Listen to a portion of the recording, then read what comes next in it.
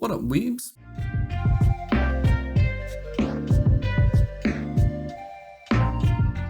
Some chapters had a lot happen this week that I do want to get into, but it was a mixed bag. Some didn't really have much going on, so let's just go ahead and speed run through this. We're going to start off the show with the usual One Piece. Okay, so first things first this week, we just have some gags in the beginning of Sanji going off and trying to be his pervy but savior self, and he gets captured, but it's really not a big surprise. It was bound to happen. We couldn't have him just being cool consistently, but it'll be interesting to see how he gets out of it in time, especially considering his opponent is now going to be a woman and he doesn't fight women. So we'll see who ends up saving him, honestly. I can't wait to see what he thinks when he meets Yamato. But moving on from Sanji, we move over to the more reliable of the monster trio. We go to my man Zoro, and he has seen something fall from the ceiling. We're not too clear on what it is just yet. Whatever it was, it causes him to become completely enraged, and he stops fucking around with Appu and his bullshit. So Scratchman Appu's still running around. He's still trying to keep the vial of antibodies safe from people, and Drake's got him pinned, and everything's still hectic. The Ice Onis are going crazy. Chopper's still running around, and this is when Zoro's just like, you know what? I saw that shit that fell. I'm done. He doesn't say it, but we know that that's his, like, you know, lion song or whatever it's called, like the Shishi Shonson. Where he does like the one slice, like the classic anime swordsman does, and he just fucks Appu up, grabs the antibodies, throws that shit over to Chopper. He's like, you got this shit? And he's like, I know the antibodies, I got it. And he's like, alright, I don't know why you sound like that now, but you handle that. I came here to fuck people up, and this is some bullshit. Quick side note, it's kind of stupid that they're just like, oh yeah, the solution to the Ice Oni thing is just fire. The fire will stop it from spreading. So, like, you know, in the meantime, just use flames. It's like, yeah, this is really, no one thought of that. You needed the Dr. Reindeer to think of fire against ice, really? It seems a little weak, but I digress. But moving back to Zoro, so he, says that he came here because he's heard that Kaido was the strongest, and he came here to slice him up into pieces. And Robin then reveals, she's like, look, I also saw what fell from the ceiling. I get why you're like this. It was Okiku's arm. So clearly some shit's going down and we want to be moving on. But Zoro's like, that is what we want to do, and I'm tired of fucking around with these imbeciles. But no path forward is going to be easy. Because even though he could take out Appu pretty simply, he does acknowledge that either fighting Queen or fighting King is going to be more trouble than he's up for currently. Well, not so much as up for currently, but just he's trying to move along quickly, and he's acknowledging that those opponents are powerful and they're going to take a lot of time to potentially beat, and that if he takes too long, he's not going to be able to meet up with Kaido, who Luffy and Jinbei are still racing towards. But this is where a fan favorite character comes in to greet Zoro and Ramen, and it's Marco the Phoenix, and he's just like, hey, what up? I'm gonna acknowledge that y'all are the real powerhouses here. Is there anything I can do to help? I'm a Phoenix. So, like, that's a lot of fun. I like seeing him come in and just kind of acknowledge the Straw Hats, but it's only a brief appearance, so we'll learn more about what he's up to next week. Instead, we just kind of cut over to the submarine, dipping in between all of the falling debris, and it's like, okay, why is there a whole bunch of falling debris in the ocean? And that's where Yamato breaks down to us that there no longer are any boats and there is no longer any sea around Onigashima, and they bring the revelation to us that the whole reason there's no sea is that when dragons fly, they create fire clouds, and that's what's starting to surround the island, because Kaido is going to make the entire island float, and he's going to crash it into the flower capital. And this right here is exactly the shit I expect from a Yonko. He is going to pick up this whole fucking island and he is going to chuck it in the face of everything they've been trying to protect. And that is a dick move, but it's super fucking cool too. And then of course he ends it with the line of, let's just begin this world of violence, because that is the world he lives in. That is the world he is the king of. He can't be king of the pirates, but he can be the king of violence. That's where the chapter ends. I think it was a good time. We had a couple of really cool moments and a little bit for Zoro to shine. They get to meet Marco. We get a little, razzle dazzle with what Kaido can do. So with all that considered, I'm gonna go ahead and give this one an 8. I think it was a great chapter. I really enjoyed it. It sets up quite a few cool things to come later and shows characters' motivations. The only downside really was Sanji fucking up in the beginning, but That's Sanji. What are you gonna do? Moving on to our next series, which of course is Black Clover, chapter 273. So this is gonna be one of the ones that I said not a whole lot happens. We just kind of get a few update shots to see where people are at after Asta's been in his training with the vice captain. We see that the creepy regenerative king, priest man, whatever, that him and Yami took down is now being revived. We see that this is due to the help of the doctor from the Diamond Kingdom who fucked with our protagonists back in the day and committed horrible experiments then, so seeing him join up with the Spade Kingdom, not exactly good news. And to go further with the not good news, we get a glimpse at what appears to be a giant devil, who I think is the root cause of, we get a shot of what appears to be two coffins standing up and looking at each other. I'm assuming one contains Yami, because we do get a shot of a kind of stubbly beard. So they're facing each other and they got all these like tendril vines that almost look like branches or tentacles or whatever coming out. And he's just like, there's this dude, I forget who he is in the moment, but he's just like, this shit's really bad. This is not gonna go well. I'm scared. And it's like, yeah, me too, champ, because this looks insane. And you captured Yami, who shouldn't be able to be captured. So whatever's going on there is bad news bears. But we move on from there to see the results of the cliffhanger from last week, which is Asta and Libe finally being able to use their Devil Union and clear away the vice captain's own abilities. Now, after seeing this, the vice captain does acknowledge Asta, and he seems to change his tune a little too quickly, in my opinion. He goes from being quite the hard ass to being like, you could really do it.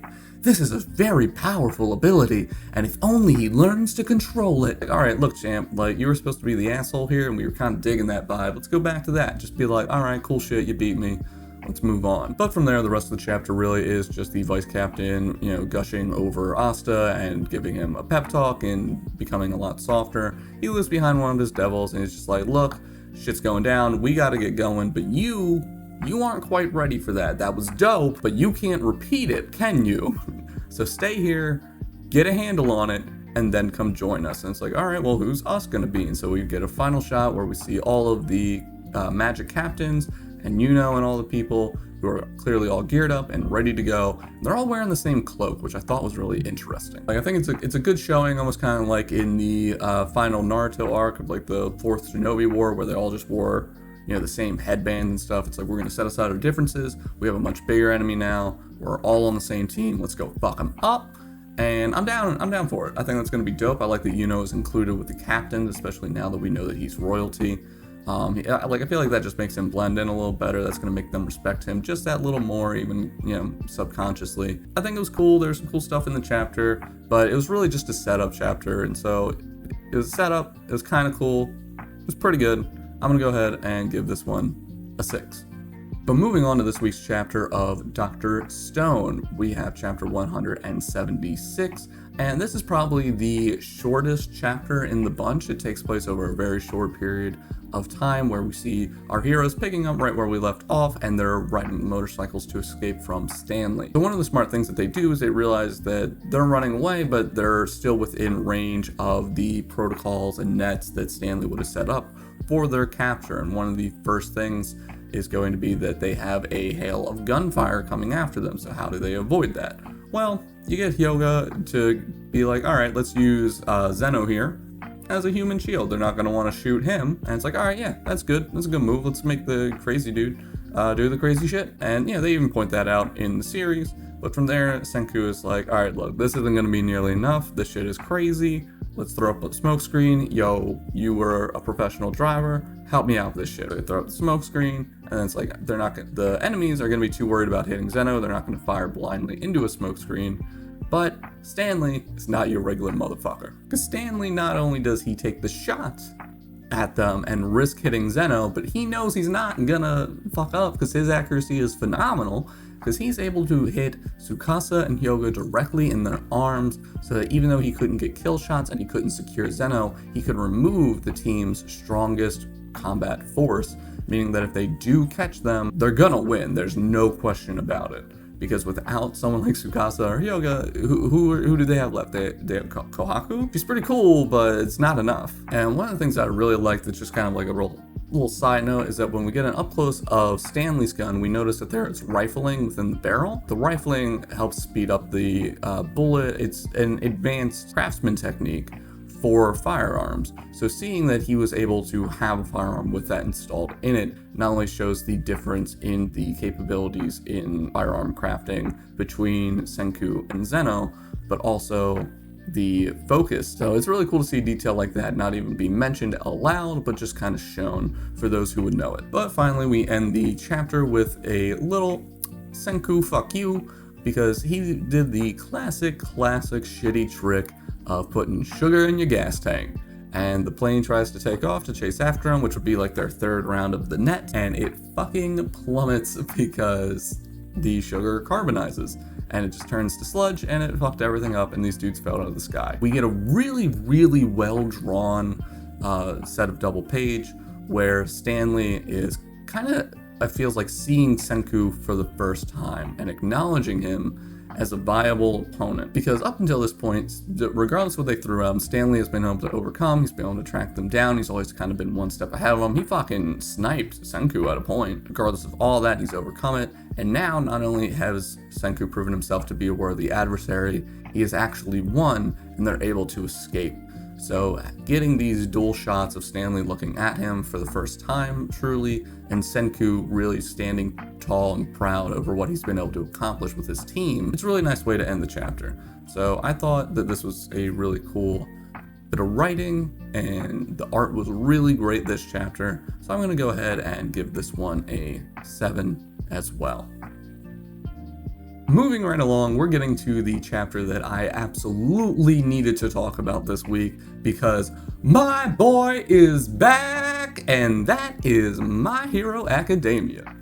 Ooh, like, I know I'm getting a little ahead of myself. I'll go through the chapter normally, but I'm so fucking excited. We start off with Best Genius and seeing what he's up to, what he's thinking, and how the villains really thought that he was gone and out, and a lot of heroes thought the same, that he's just kind of been hiding and recovering, but now he's on the field and he's got everyone tied up. He's showing why he is the top 3 hero. But just because he is a great hero at subduing villains does not mean that this is going to completely turn the tide of this war, because Gigantomachia just needs a little more encouragement from Shigaraki to start really rebelling against these fibers and starting to break free, and that's going to take up so much of Genius' time that he can't focus too much on Dabi exploding and fucking up Hato. And the whole time Dabi this chapter is just talking mad shit to Shoto and Endeavor. He's just like, look, another burnt child on your watch. Like, he's losing his shit way more than he ever has before, to a degree where I'm like, is this even the same character? Was he just playing it cool the whole time? Like, this feels like such a sharp turn. And I get that it was supposed to be a big reveal of who he really is, and that, like, this was his whole goal the whole time. And they even say, they're like, you almost killed your brother, you almost killed Natsu. And he's like, oh really? That would have been a great bonus. And it's like, dude, what happened to you? Like, not even just what happened to you to turn you into a villain, but what happened to you between the villain you were and the insane person we're seeing now? So, like, I hope we get more of a clarification on that in the coming chapters. But so far, that shit's just kind of crazy, and I can't wait to see him get his ass beat. So while all that's happening, we get an update on some of the other hero fighting the high-end Nomu, and how it's really not going well. They say that they've taken out about half of the Nomu, but they've lost more than half of their forces, which, seeing heroes die in the line of duty is usually a pretty rare occurrence. So seeing so many get wiped out really just emphasizes the seriousness of the situation, if everything else going on hadn't already. But we do see one of the heroes burning start to run away and try to cut off the Nomu that are escaping, and they start tracking her down in return, and then we get this fist that comes out of nowhere and hits one of them. And it's like, oh, okay, well, who did that? I fucking know who did that shit, and I'm super fucking excited about it. But with all those Nomu getting away, we're seeing them go after Best Genius, and they're starting to surround him. They're going to collapse on top of him, and if this occurs, he's not going to be able to maintain his control over Gigantomachia and all of the other villains that he's holding down right now. So we see our boy Deku, who's still on the ground. He's like really fucked up. He has pushed himself way too hard, but he's screaming at himself, and he's like, I have to go further. I have to go further beyond. I have to plus ultra the shit out of this. Like, I can't stand the idea of still being weak. I've put in all this time. I have all these new abilities. I can do all this shit. and I just can't save anyone still? Fucking move, you piece of shit body, let's go. This ain't your moment, Deku. It ain't your moment, because he can't move. But my boy can, because he shows up with that power, and it is motherfucking Lemillion. He is back. He has his fucking powers, obviously. That means Aries got her shit under wraps or something. I don't even know what's going on. Maybe that's one of the things that helped Best Genius come out.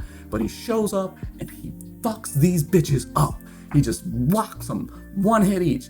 Pow. Power, motherfucker. Like, fucking Lemillion's my favorite. Alright, I know I didn't do like reviews and shit when he was big during the Overhaul arc. But man, I fucking love Lemillion. And I'm so fucking happy he is back. It is, I'm so fucking excited. I'm so, like, 10 out of 10 chapter, just rating, wherever I put it. 10 out of 10. You brought Lemillion back. I don't give a fuck about anything else.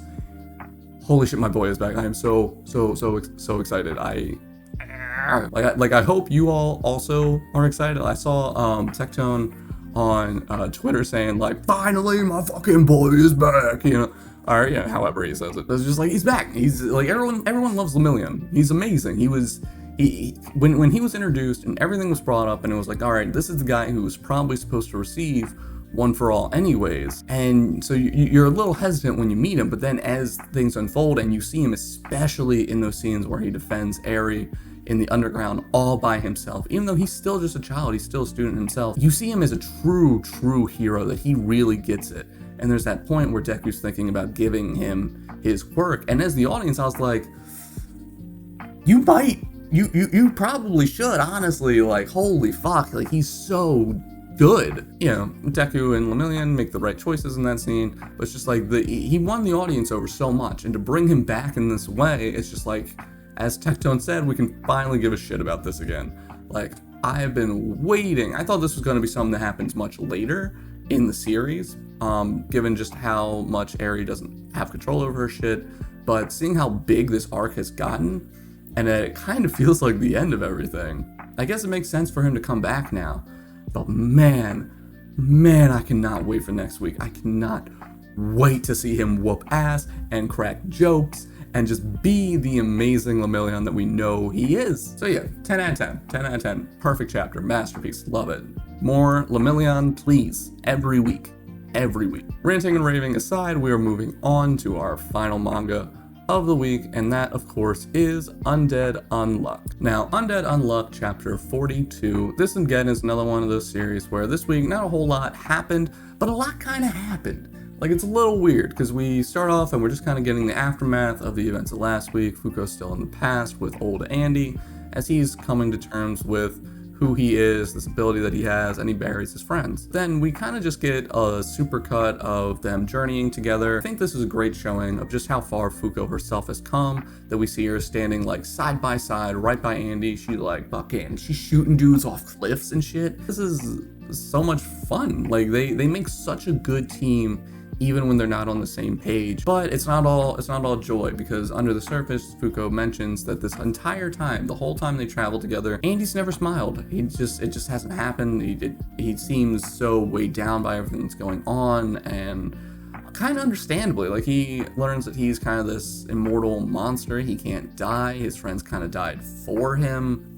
And it's really sad. Fuko's also mentioning that all this is occurring almost as if she's a character in a book, which makes me believe that that is what's going on, is that the author character, Ashu Ano or something, I forget their name, but that they have used their power to put her into a manga about Andy's life or something like that, because so much time passes, but she does not age, which for Andy is normal, but for her, not so much. But they go on, they start to meet up with some other companions, and then the chapter ends with them having kind of this heart-to-heart by the fire. That was one of my favorite parts, was them sitting by the fire and discussing their philosophy on what they think death is and what it means and when someone is truly gone. Because you have someone like Andy who, from what we can tell, is never really going to be gone. He's seeking death, but what does death mean? What is it?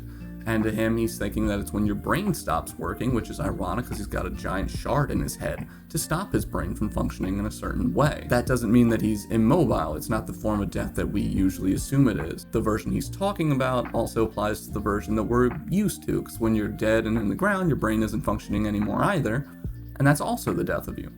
But Fuko comes in with the delightful idea that we are only dead when someone stops remembering us. So as long as we remember, the people stay with us forever. Which it is one of my favorite quotes that they say you die twice. Once when they put you in the grave, and the last time when someone says your name. And seeing that represented here in Fuko's explanation of it, it's really cool. I like seeing it, I think it's sweet, and I really like that that's a thought that Andy can gravitate towards, where clearly he's been carrying the weight and the burden of his past companions with him, he's been remembering them, and so seeing that what he's been struggling with is now turning into something of comfort. And it's just like, that is why they're a good couple. She's got his fucking back. Like, they get it. It's so fucking good. I love it. I love their comparing of philosophies where both of them are correct, but one might just be a little more correct, a little more comfortable to get used to, and that's it. And so they do that. He grins, and Fuko reveals finally to herself, to Andy, that she is in fact in love with him, but just not this version of him. It'll be great for her to discover and build upon more when she returns to her original timeline, and that this whole trip was a great way to learn more about Andy herself and us as an audience, and watching these two characters in this new setting. But he does give her a date, a very specific date, because it's the first memory that he has, and I believe that's where she's headed off to, in all hopes, either that or somewhere slightly in the future. She's like, I'm gonna fucking kiss you on this day, don't you dare forget it, don't you dare forget me, and I will fucking see you later. And he busts out that big smile, and he's just like, you know what, as long as I don't forget, that's sick, man, that's wicked sick. And that's the first time we see this version of Andy start to talk and act like the version of Andy that we know. I would have liked a little more. Now they hint that she's moving to just another phase of his lifetime or something like that towards the end. But I would have liked more. I would have liked more than just like 1 or 2 chapters of her with past Andy. Man, like I really just, can more people read this series? I'm the only person I know who reads it, apart from you lovely people who come by. But it's like, it's such a good series. Please give it a chance. This is a phenomenal, phenomenal chapter. I'm gonna go ahead and give this one a 9. I really liked it. I can't wait to see where they go with it. I love these characters and this setting. It's fantastic. My weebs, that was the last chapter for this week to talk about, so without further ado, I'm gonna go ahead and sign off. But before I do, if you could, please go ahead and drop me a like. It really helps the video to get noticed and pushed out to more people, especially since I'm still so small. As well as if you could drop a comment down below, let me know what your favorite chapter was. Was there a part I didn't talk about, a part I wasn't excited enough about? Do you also love Lemillion because he's the best? Whatever it is, drop it below, let me know. I'll be sure to respond to you if you drop me a question, especially within the first couple of days of this video being up. But beyond that, the number one thing you can do to support the channel, as always, is subscribe and ring that little bell. That's going to let you know every time that I post. But if you want a more consistent update on everything that I'm doing, please do go ahead and follow me over on Twitter. I post updates on everything I do over there, and especially when I'm going live on Twitch. That's where you can see me in a more relaxed setting. We can have one-to-one conversation while I just relax and play some video games or whatever. And I stream there Tuesdays and Thursdays at 10 p.m. Eastern Standard Time. Come by, enjoy. It's a pretty relaxed setting. If you ever want updates on that, follow me there, follow me on Twitter. I post the updates everywhere. The links are all in the comments below. That's going to be it for me this week. I had a great time with these chapters, and I hope you did too. I will see you next week. Adios. Come on, I need this, Jin. I need it. I need it so bad. Like, fuck it. I'll throw all these Callistas out the window. I don't give a shit. Give me my goddamn Jin. I'll throw him on him. He needs it better.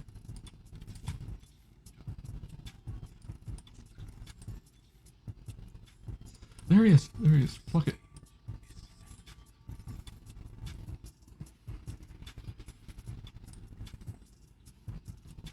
All right. Whatever happens, I got it. regardless of if this is great or horrible. Look at that giant fucking Galio coming in. Save the day. Hey! Oh man, that Katarina had me worried in the end.